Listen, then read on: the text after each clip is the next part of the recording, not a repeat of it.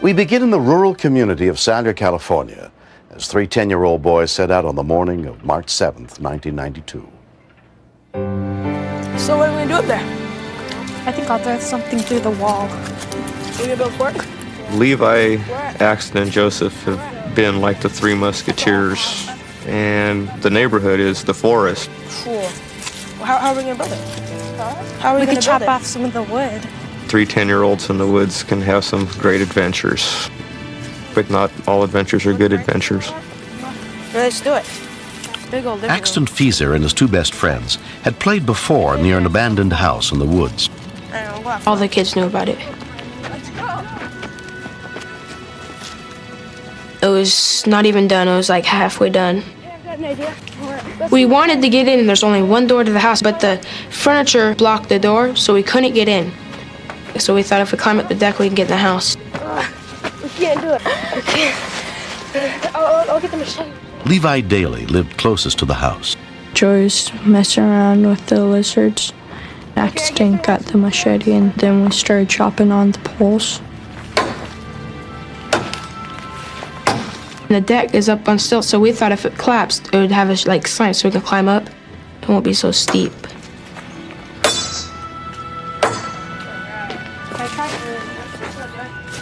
Ten-year-old Joseph Oakes came over to help. We'd take 3 chops each. The first pole took a long time. One more chop, we can do it.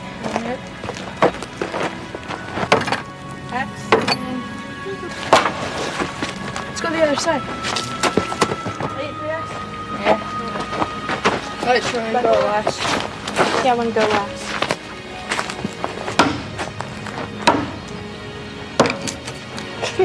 I just had to get that piece off.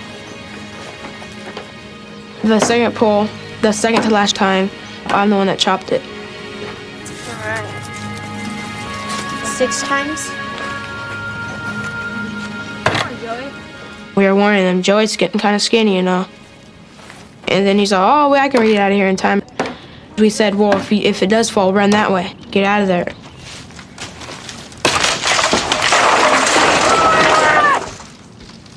Joseph!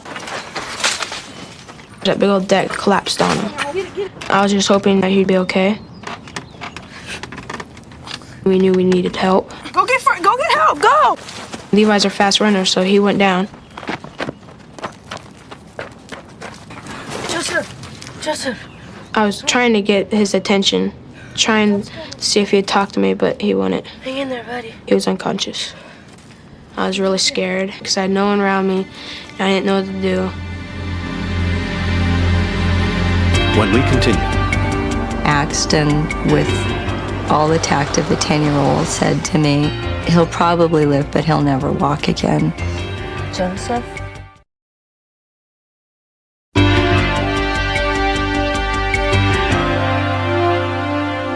when a heavy wooden deck collapsed on top of 10-year-old Joseph Oakes, his friend Levi ran home to get help. Within 5 minutes, he was back with his father, Doug Daly. The deck was across his chest. It was laying right on top of him. I couldn't stick my hand in there. Get some blocks, guys. Some blocks.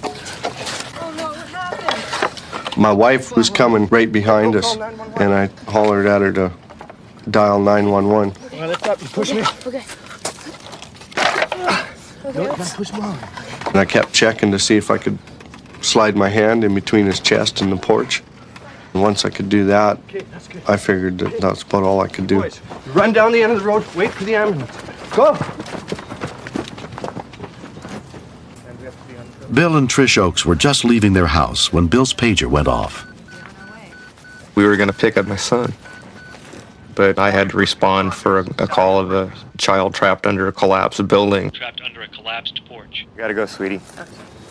I'll pick up Joe and meet you back. In a small community like this, every time the fire phone rings and Bill leaves, we wonder, who is it? Is it somebody we know? Is it a family member? It's probably Joseph. I said it's probably Joey because I knew he was up there, but it was a joke. We kind of laughed a little bit about it and went from there. Chief Dave Murphy was in charge of the Salyer volunteer firefighters who responded.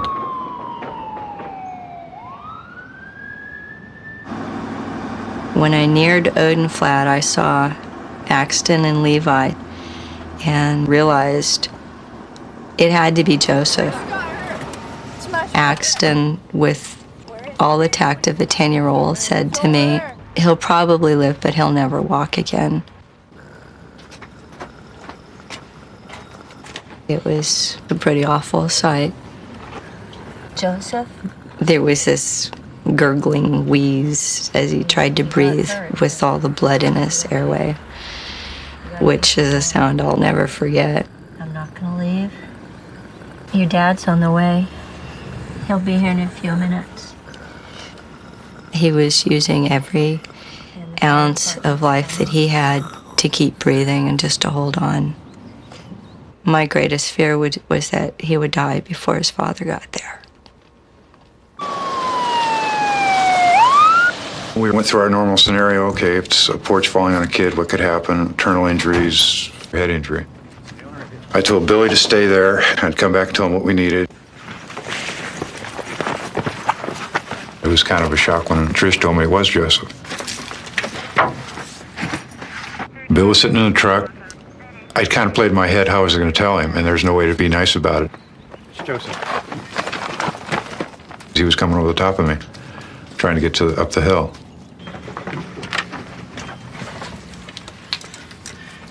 It's just like the bottom fell out of my world. And I just remember walking away from everybody. It is a first responder's worst nightmare. Joe's my stepson, and as horrible as it was for me, I know it was 100 times worse for his own father. Hey, Dad, we could use some help here. Volunteer Joe Reyes was the first EMT on the scene. I wanted to involve him, but I didn't want to overload him. I thought Joseph needs to hear a voice, a familiar voice, a comforting voice. Just keep talking to him. Let him hear your voice. I want him to hear a positive sound, okay? I love you, Joe. I'm gonna get you out. Both legs were at a strange angle, so I knew he had fractures of the femur. Knew there was a possible back injury because of the way the porch was laying on him, but there's nothing to do until we could get him out. Here it comes. Okay, bring her on down.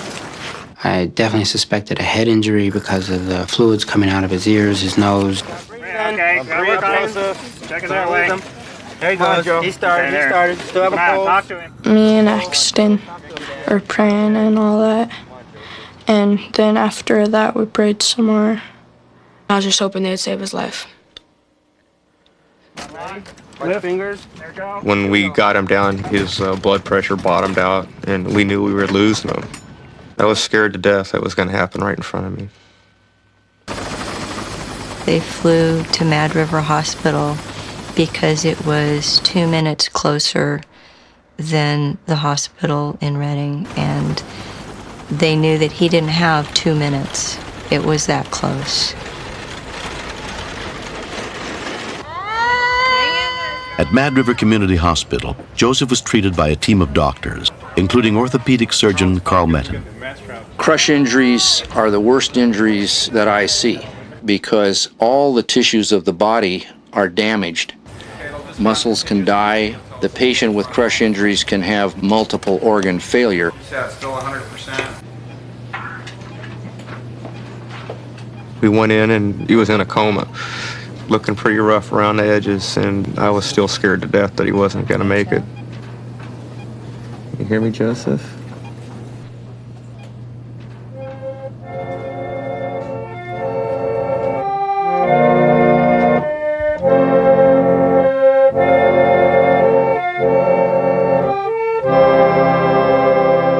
Ten-year-old Joseph Oakes underwent surgery for his head and leg injuries and had to go through months of recuperation. I felt frustrated, like I should know this or I should be walking sooner. I was very surprised when I took my first step without sort of falling or leaning on something. The community support was just incredible. They set up a fund for Joseph for medical, had prayer sessions, sent food. We put an ad in the paper because there was so many people to thank. It was the only way we could do it. And we said, we know we live in the best place on the earth, because of the people that are here. Bill was kind of wavering on his involvement in the fire department. When this happened, he's committed for life now. I don't want to tell. The neighbor lifting the deck off probably bought us some time as far as allowing him to breathe more freely. You know, those 2 or 3 inches did help us out. Everybody contributed, and to me, they were all heroes. I didn't really believe that I was a hero because it was mostly my fault. It was part of my fault. It was everybody's fault. And we shouldn't have been up there in the first place. But we were just little kids. I'm gonna go to, if anything can make you reaffirm your love for a person, it's something like this. You guys ready? I'm ready. Being in bed for 3 or 4 months and the surgeries and the wheelchair, it was really difficult for a young kid to handle. But now he's back to good old Joseph. He's doing great. I would have missed Joseph's sense of humor and his creativity. I think Joe has a long life ahead of him, an exciting one.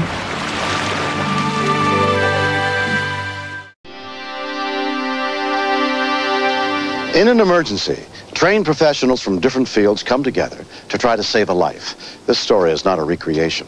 It's a look at the trauma services in Fort Lauderdale, Florida on January 31st, 1994.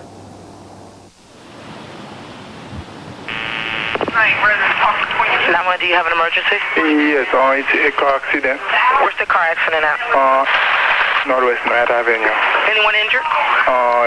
It's a motorcycle. Yeah, there is someone injured. A motorcycle in a car? In the car, yeah. Is it in a parking lot or in the street? No, it's right on the street. Okay, we'll get someone out. All right. The simple fact of the matter with motorcycles, if you're going 50 miles an hour and you come to a sudden stop, you're going to get hurt. 49-year-old Ed San Jose is brought to Broward General Medical Center and put under the care of Surgeon Ralph Guarneri. Who is this? The motorcycle or vehicle? It's the motorcycle. Motorcycle versus car, the car usually wins. It's the borderline patients, the ones that need definitive treatment within the first hour, where you can make a difference. Take a deep breath, Chief. All right, listen, does your belly hurt you? 148 over 108. Yeah, all right, fine. He had abdominal injuries, blood in the chest, and a potential cervical spine injury. All right, he needs a hard collar, okay? Okay. All right, he's got broken ribs on the left, okay? You got any allergies? No. All right, you got any medical problems? If he hadn't had a helmet, I'm sure he would have sustained a very severe closed head injury. But he was awake and talking to us. Would you lose consciousness? Not yet. Would you? No. Well, you got a sense of humor, okay?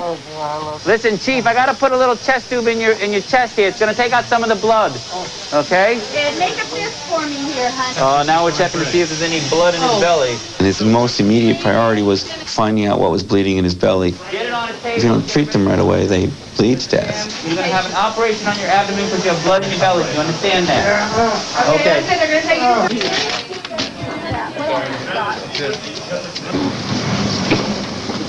Hi, this is Cindy calling from Broward General Emergency Room. I'm calling on behalf of CLD San Jose. He is here in our emergency room. He was involved in an accident, and we need someone to give us a call back. I'm calling at 7:35 on Monday evening. Thank you. Bye-bye. It was less than 30 minutes from the time he hit the door to the time he got to the operating room. He had a lot of blood in his belly from bleeding from the spleen.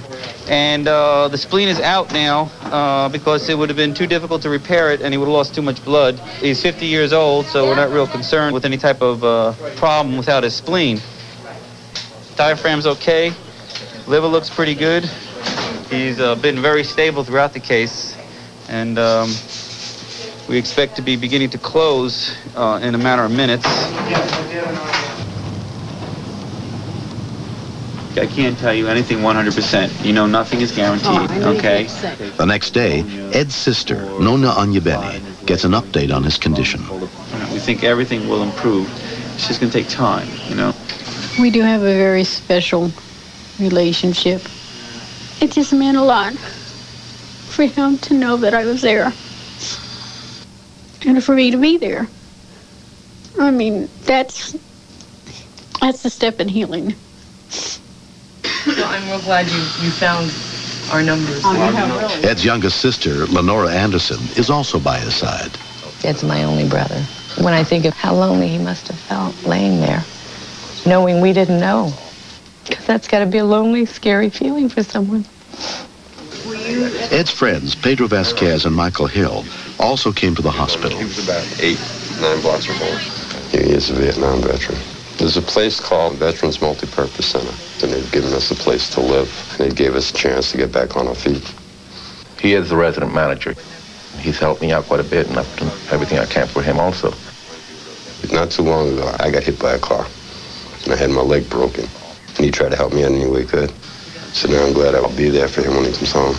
And the doctor said that the helmet didn't want to help, but he had it on. He would have had a lot of trauma on his head. It kind of hurts because a lot of times, you know, you've seen buddies, like in Vietnam, you see buddies go down, so it kind of brings back some memories, and at least he's still alive, which is good. It's an unbelievable bond between the vets because they know that we don't understand them. We don't know what they went through. We weren't there. We can't imagine it. And there's a bond between them till they die. Ed's former wife, Joan Patton, and their 24-year-old son, James, traveled more than 1,000 miles from their home in Ohio to be with him. Even though I remarried, we have maintained a very close relationship. I always told him if he ever needed me, I'd be there. And I meant it. There's so much things I wanted to say to him, and so much things I wanted to tell him. I love him. I miss him. We live too far apart, and just I wish we could have a better relationship between us. It was hard being with Jimmy and watching him, and yet it was good in a way because I was glad to see that emotion come out, just pure love and caring for what's best for his dad. You're doing all right. I'm the guy who was downstairs talking to you. Remember me? Squeeze my hand. All right, good. It's going to take a while for his chest to heal, and he's going to have some pain every time he takes a deep breath for a couple of months. But Ed is going to do fine. Ed's going to completely recover. 2 months later, Ed celebrated his 50th birthday. Just don't miss your own, that's for sure. Since the accident, it's shown me the value of a support group, to receive support and to offer support in time of need for anybody. And I'm blessed in that respect. Doing their own things out here, resting, relaxing, sunbathing. Joan has been a very, very good, true friend. Wow. A number of others too. Constantly reassuring me that things would work out, and they have been. I'm very grateful for that. Ed's a very private person, but he needs to learn to accept kindness and caring from others. It's always been hard for him. He's always willing to give it, but it's always been difficult for him to accept. And I think he's going to now be getting instead of giving. It's been a major turning point in my life. I don't recommend it as an opportunity for anybody, but I've turned it around and used it in a positive way. On August 21st, 1993, Robert and Carolyn Blaszek, their daughter, and their 6-year-old son, Jordan, were visiting their uncle's ranch in Granby, Colorado, when they were reminded how important it can be to trust one's instincts. It was different from the sort of riding we had ever done in the past, and we were quite happy when we got down to the bottom. The group had left the ranch around 11:30 that morning. When we were about ready to go, all of a sudden I looked at Jordan and I realized he didn't have his helmet with him. Jordan really didn't want to wear it, you know, he wanted to be like me and Gino without a helmet. I had never even heard of somebody wearing a helmet going horseback riding. It dawned on me I had a bicycle helmet in the barn. Put it on him, and when he would turn his head, like so, the helmet would jiggle. So Rob said, well, take it off and he can ride without it. And then Jimmy said at that point, even though he had kind of laughed at us earlier, you know, I'm superstitious. If you really wanted it that badly, I want him to wear it now. And I took it off and did some adjustments with it and put it back on so that it was working out perfectly for him. You look good in the saddle, Carol. Thank you. We rode for about an hour and a half, and we decided to stop and have our picnic lunch. It was the first time that all of us as a family had been together in many, many years. The freight train went by, and some of the younger kids thought it'd be a good idea to moon the train, which they successfully did and couldn't understand why nobody reacted to it.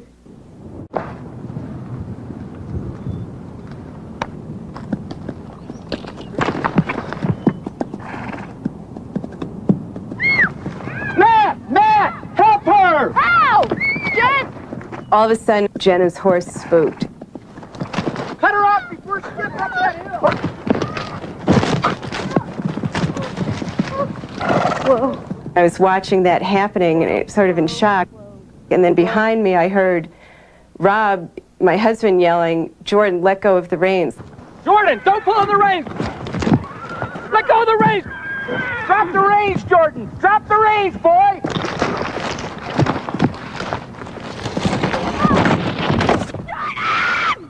I heard a crunch that is a sound that just permeates my being. And I just saw this little lifeless body there, and I knew he could not be possibly alive. All we heard was a very loud crunching sound. Hearing that sound was the most awful thing I've ever heard in my life. Jordan, go to work. Jordan. I saw just a flicker of life on his face, and I realized he was alive. But I really believed he was paralyzed and probably would be the rest of his life. And I just kept thinking, well, I'm going to take care of him, his whole life. Come on, Matt! I was so scared about Jordan that I tried not to think about the situation with him because I subconsciously just knew he was going to be dead when I got back down there. He's right here. I don't know how we did it, but we got up the mountain in like 17 minutes, and it's like a 2-hour ride. Matt, take the reins, walk these horses! 911, what is your emergency? I have a horse accident. I have a rider who may have a concussion, a cracked skull, or a broken neck or back. I'm going to need a helicopter. Okay, where are they? Fraser Valley. The rider is in a clear pasture. What's hurting? What's hurting? Oh, it's gonna hurt. We could see that there was a piece of the helmet that was digging into his head. I'm going to take it off. Don't move, okay, honey? Can't move. Okay, I'm gonna hold his head and immobilize his neck. You slip it off gently, slowly. Don't move. Don't move, Jordan. Baby. Don't move. Okay, sweetie. Please, don't move. When we took it off, we were kind of in shock because it seemed like hundreds of pieces of helmet. Jordan. There came a point when I felt almost like I couldn't be there. It was so difficult. Come on, do you remember your kids? And at a point where he was calm and quiet, I had to walk away and try and get a control back over my emotions. I felt like I was walking through my worst nightmare. Oh, thank God. By the time Grand County Sheriff's Deputy Ron Rathbun got to the scene, an hour had passed. We let him fall asleep. I don't know if that was right. Go ahead and wake him up. I wanted them to wake him up because I wanted to be able to talk to him to see what the extent of his injuries were, where he was hurting. Jordan, sweetie. Talking with the parents, I could see this look on their face. I know they were terrified. The sheriff's here. I did have them put down their slickers. It's going to be okay, sweetie. The quicker the helicopter saw us, they located us, the quicker they could set down and get him out of there. I'll take care of you, all right? The sheriff's here. He's going to help us, sweetie. I was very, very concerned. I thought that he might in fact die. Here it is. Chopper? There was a very faint whirring of a helicopter that we could hear. And I just was so grateful. I was just so thankful. I thought, oh my God, they're coming, they're coming.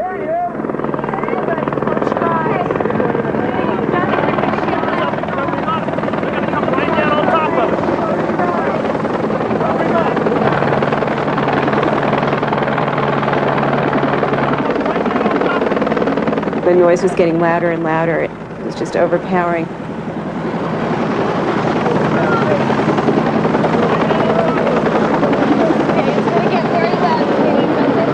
And all of a sudden I heard it take off.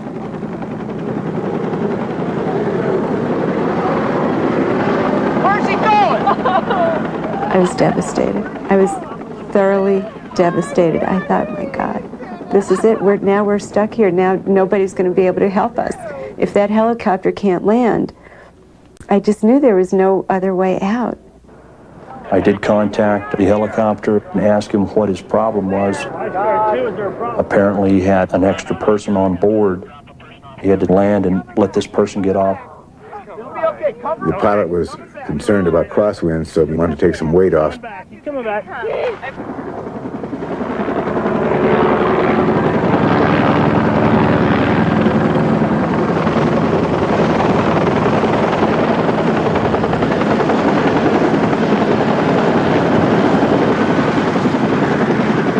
The Flight for Life helicopter arrived from Denver about an hour and a half after the accident.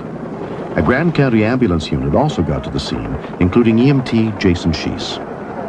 I was concerned for the child because any head injury is serious. The body's just not made to withstand the force of a horse falling on your head. Jordan, I'm right here, sweetie. I'm not leaving you. Okay, oxygen, and we're off. Okay, wait. Oxygen. I remember this man turning to me and saying, "Meet us in Denver." And I started screaming and begging him and saying, "Please, that's a baby. You can't take my baby away." And the paramedic said to me, "I can't let you on the helicopter because that would mean I can't go." And I said, "You're right."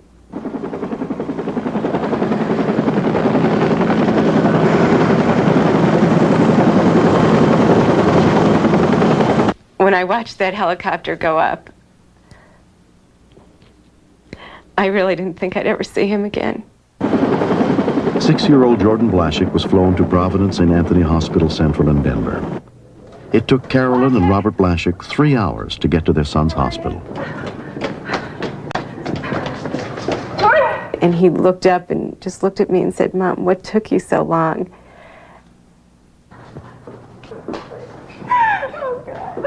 Hi, sweetie pie.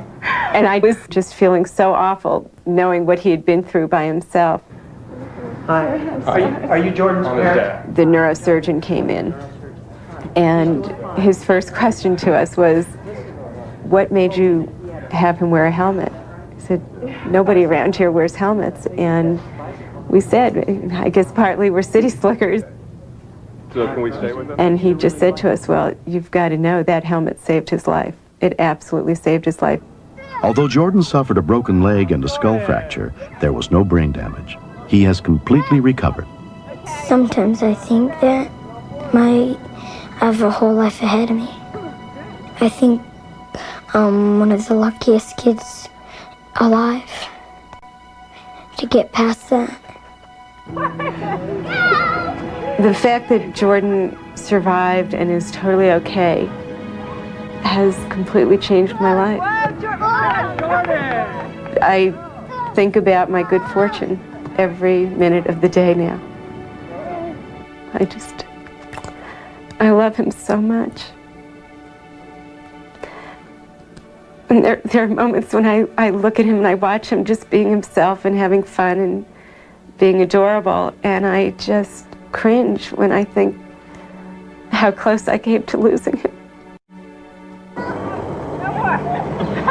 I'd like to say thank you to all the people that helped me stay alive, and they were very brave. The fact that he has come through this so well and that he is fine and healthy and happy has made me the happiest person I think I could be. I didn't want to wear the helmet at first, but I'm glad I did because it saved my life. I think everyone should wear a helmet.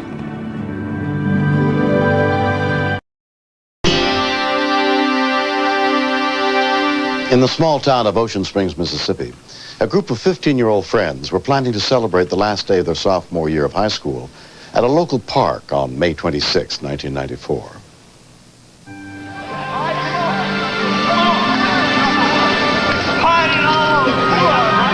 In our society, unfortunately, alcohol has a reputation of being a very, very safe drug. It's consumed very widely. However, it is not a safe drug. It is possible to die from drinking large quantities of alcohol. Among the group of friends there that day was Mike Michelle. We just decided, hey man, what if we get a bunch of whiskey and just take shots? We're just all happy. We thought we were gonna get drunk, have a few good laughs and everything. Next day everything would be all right. But it didn't work out that way. Josh Platt was one of the drivers. I got to be the poor, I guess, because I didn't want to do it. I didn't want to drink. I knew they weren't going to handle it too well.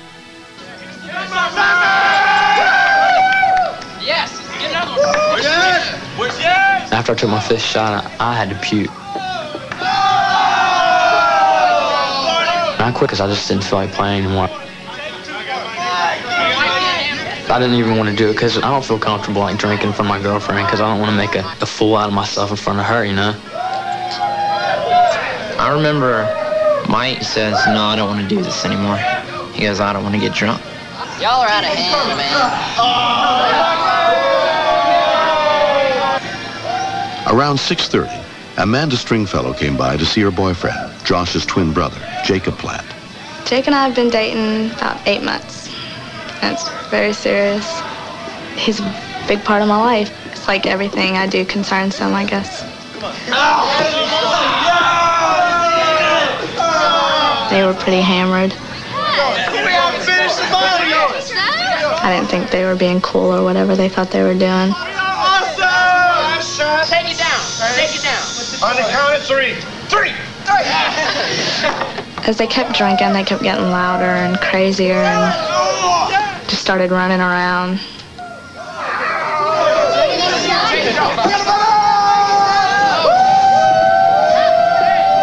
Everybody was ripped. They were gone.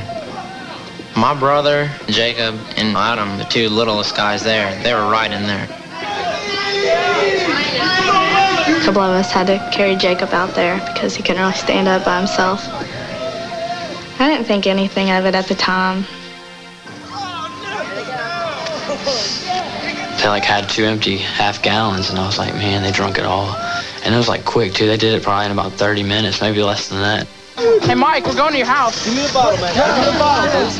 Give me the bottle. I got shotgun. I got shotgun. We were gonna put all the drunk guys at Mike's house, let them sober up, where really they wouldn't bother anybody, I guess. Tommy McNabb and another friend also decided to go by Mike's house that evening. At first I thought there was going to be a good party there, but when I got there it was totally different from that. It was kind of ugly and I don't like people being that drunk.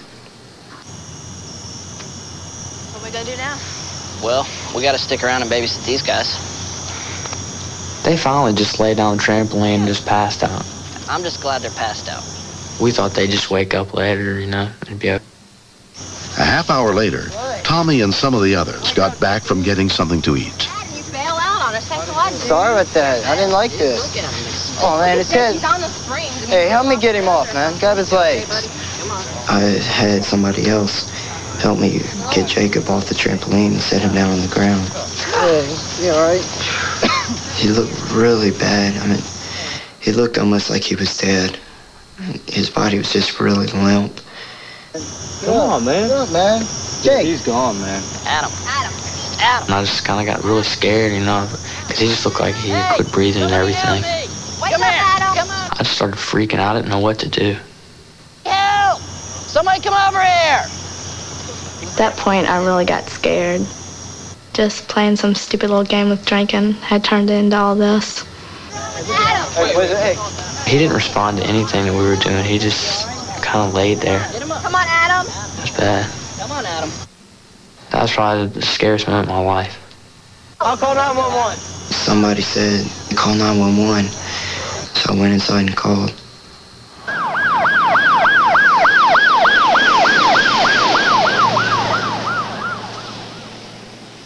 Josh's and Jacob's mom, Julia Platt, was also called. There's a group of people in the front yard, and I saw somebody laying on the ground, so that's when I left my lights on so they could see. He's in the back. Wake up, Adam. Come on, Adam. Jacob. He was white as a ghost, just pale, pale, pale, and absolutely motionless. I thought, I wish somebody would come back here and tell me what, because I don't know what to do. The first help to arrive was Ocean Springs Police Captain William Coon. There was one boy who was unconscious, and he was being held in a sitting position. Wake up, Adam. Hey, let's see. See the one that's not? I checked to make sure that he was breathing and went around the back of the house. Check on the other one. Wake up, Adam. Come on. There was a second boy that was completely passed out, and he just looked bad. He's not responding. He's not responding. I was afraid that one of them would in fact stop breathing and die. I could do CPR on one, but I can't do CPR on two. Come on, baby. All I could do is wait for the ambulance to arrive. Within 6 minutes of the call, AMSERV units got to the scene. You okay, David? Once I got a good look at him, I knew who he was. I've known him ever since I joined the police department because I worked with his mother. I did not really want to tell her, but I had to. I knew she would be terribly upset. 15-year-old Adam Wilkerson and Jacob Platt were taken to Ocean Springs Hospital, where Adam's mother, Chief of Police Carolyn Frazier, was waiting. Seen a lot of people dead during my career, and they both looked as if they had expired. One of the leading causes of fatalities in alcohol poisoning is respiratory failure.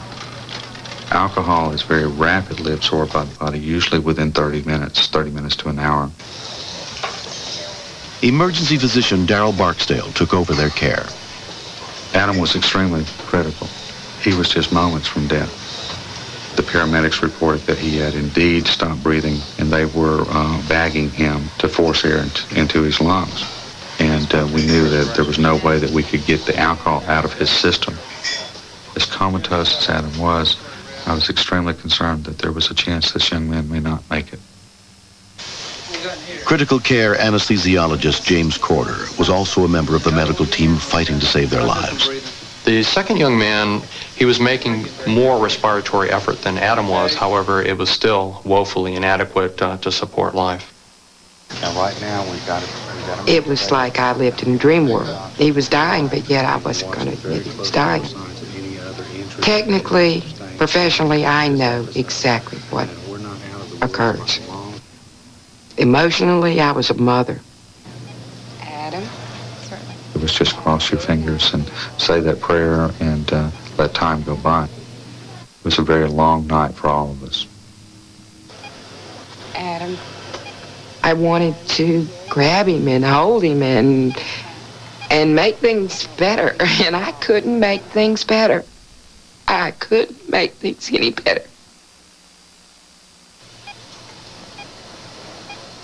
We have a little saying among ourselves. He says, "Have I had my hug today?" And I said, "No, Jacob. I hadn't, had a chance to give you your hug today." And I tried to, but he was so hooked up, I couldn't get to him to really hug him.